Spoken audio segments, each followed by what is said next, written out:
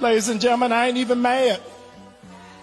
I feel bad for the brown people who thought they were better than black people, who are now facing deportation. I feel bad for the white women who didn't realize they were the real DEI hires and were gonna lose their job. I feel bad for Columbia and Emory and Johns Hopkins losing $300, $400, and $800 million, but HBCUs ain't never had that kind of money. I feel bad for the Tesla dealerships that gotta close because they lost $900 billion since December because they forgot it ain't electricity, it's people that power this nation. I feel bad for them.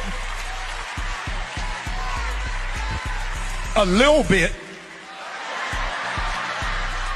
until I remember the words of that black sister with cornrows.